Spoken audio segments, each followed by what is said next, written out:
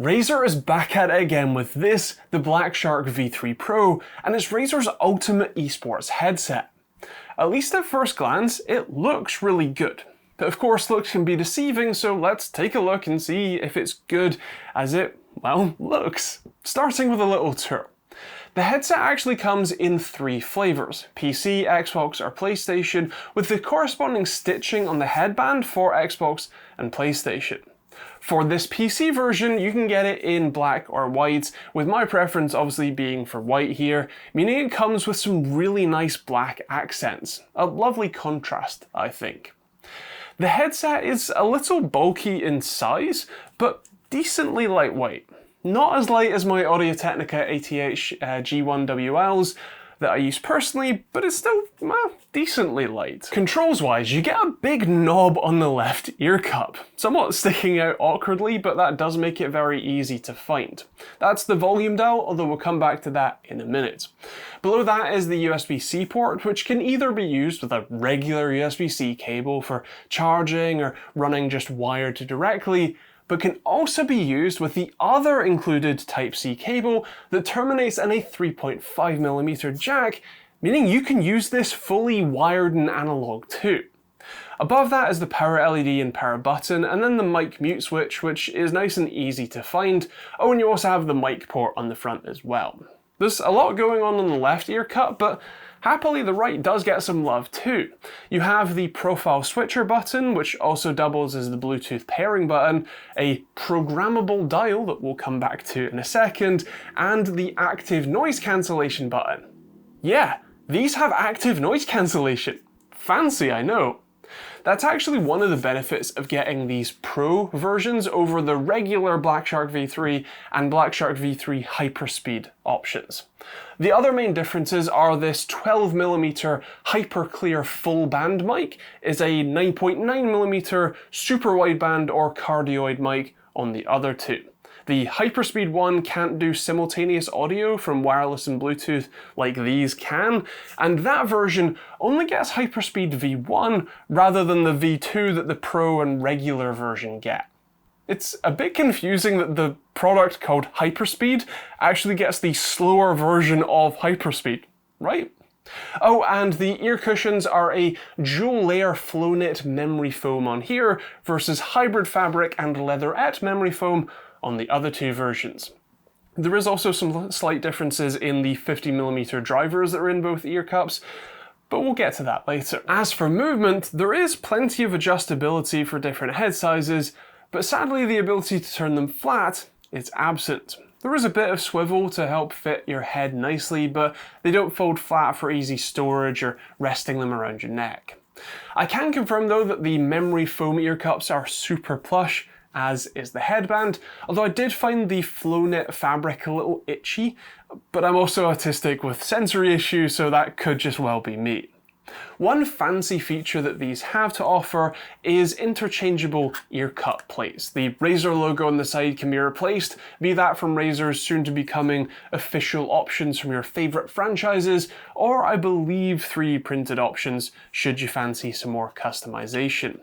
Behind this right ear cup is also where you'll find the battery, which isn't hot swappable like SteelSeries options, but is just a standard 3.7V LiPo cell, a 1200 mAh cell specifically, so you should be able to find replacements easily enough to keep this thing alive. Customization wise, Razer has pretty much thought of everything here. Through Synapse, the only customizable button, that sort of scroll wheel on the right ear cup, is kind of limited in its customization. Annoyingly, you can only change it to either footstep scaling, which just pumps up 125 to 1000 Hz range, or mic side tone, aka hearing yourself through the headset, or the game/chat balance. I would like to have this be able to control the Bluetooth audio level, as once you connect to the Hyperspeed dongle, you lose all Bluetooth audio control through the big knob. Still, you have an insane amount of other customizations in here, so let's take a look. Switching between the stereo and THX spatial audio setting is pretty important for gaming, as these headsets now support THX's 7.1.4, giving much better vertical positioning from the sound. The Enhancement tab offers the latency controls, audio mixing, ANC, and audio enhancement options, and the Mic tab has an EQ, volume control, mic enhancement options, and the side tone control, and the Power tab lets you change the LED that the dongle has to show you the headset's battery level, which is pretty sweet, and I'm surprised that's not the default behaviour.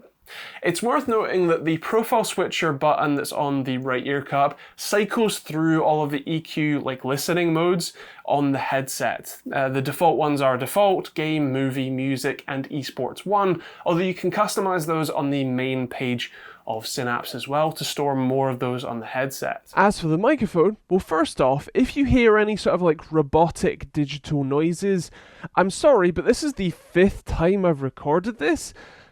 And I've tried everything I can think of to try and get rid of that issue, whether it's the connection, whether it's the software firmware, whether it's just my setup, I don't know, but I used this long term with a friend and they didn't say anything was wrong, so I think that this is just this setup, but I don't entirely know why, so if you hear it, I'm sorry, I tried. Anyway, this is what the microphone sounds like, at least with all the default, straight out of the box settings, the default equalizer, and none of the mic enhancement settings. I do, however, want to try some of those mic enhancement settings, so this is what vocal clarity sounds like. I think this sounds horrible. This adds a lot of that roboticness back into the sound for sure. It does a weird sort of EQ to the sound.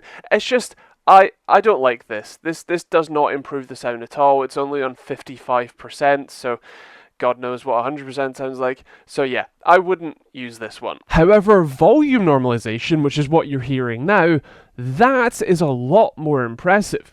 See, I'm talking rather loudly into the microphone, almost shouting, and now I'm talking a lot softer and quieter, but you shouldn't hear much of a volume difference. I think that's pretty cool as a way to be able to manage volume in the various sort of settings you might use this in. And now we're back to the standard settings, and I want to show you the equalizer profiles, specifically the broadcast profile. Now this is the default, and this is the broadcast profile. This sounds so much better. It adds a lot of the bottom and top end back in that I feel is missing in the default profile. And while it isn't really broadcast grade, I still wouldn't choose to live stream with this mic, for example. It sure gets close. This sounds amazing by comparison, and this is what the setting I would use if I was going to be using this headset long term. There is an esports mode which just cuts off the bass frequencies, and my god, it sounds horrible. And there is also a mic boost setting which also cuts off the lows but boosts the highs. Again, I don't really like this, so broadcast is where I would keep it. When it comes to the audio quality, for watching content and listening to music, it's okay but not exceptional. It's a little flat. The EQ modes can help with that a bit, but I struggled to find one that really suited all content, as I don't really like having to cycle through different modes for watching movies and then watching music, and then for something different for gaming. They're definitely more than adequate. They just aren't the best things that I've ever heard. But since they are quite explicitly esports headphones, let's talk gaming. First, Razer have found 12 esports pros to make EQ profiles for various games here, which you can then enable in Synapse. I just opted for the THX surround sound option, and for a game like Rainbow Six Siege, my god, it was amazing! The directionality was incredible, being able to hear not just around you, but above and below, with a decent amount of accuracy no less, was incredible.